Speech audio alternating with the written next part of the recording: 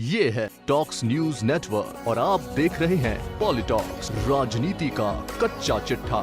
देश में 5 राज्यों में होने वाली चुनावी राजनीति से इतर इन दिनों महाराष्ट्र में एक अलग ही गजब की राजनीति हो रही है। हाल ही में महाराष्ट्र भारतीय जनता पार्टी के सोशल मीडिया प्रकोष्ठ के प्रमुख जितेंद्र गजरिया ने सूबे के मुख्यमंत्री उद्धव ठाकरे की पत्नी रश्मि ठाकरे की तुलना बिहार की पूर्व मुख्यमंत्री राबड़ी देवी से कर दी। बस फिर क्या था, बीजेपी के इस कृत्य पर शिवसेना के नेता भड़के हुए हैं और इसे रश्मि ठाकरे का अपमान बता रहे हैं। जबकि दूसरी ओर सियासी गलियारों में एक अलग ही चर्चा इस बात की हो रही है कि भले इसमें अपमान जैसा क्या हुआ है जो शिवसेना इस तरह से भड़क रही है। बेदाग राजनीतिक जीवन जीने वाली एक महिला राजनेता से रश्मि ठाकरे की तुलना उनका अपमान कैसे है।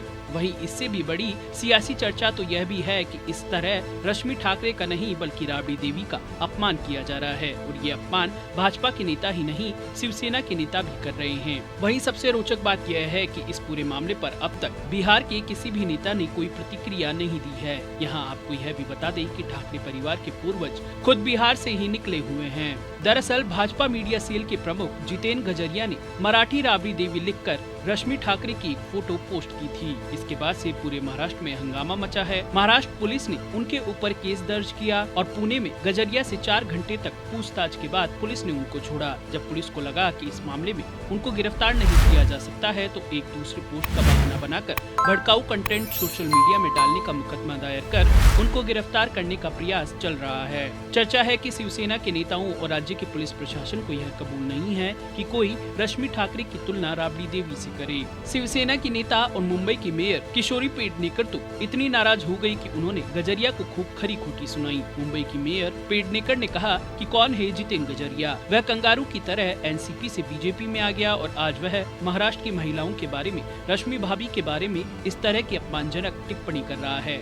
मुंबई मेयर के वार के जवाब में भाजपा के नेता राम कदम ने किशोरी पेडनेकर की टिप्पणी की आलोचना करने की बजाय कहा कि महाराष्ट्र सरकार के एक मंत्री ने भाजपा नेता और मथुरा से सांसद हेमा मालिनी के बारे में अभद्र टिप्पणी की थी तो पुलिस ने कोई कार्रवाई नहीं की। यहाँ मजे की बात यह है कि भाजपा की नजर में यह तुलना अभद्र टिप्पणी है।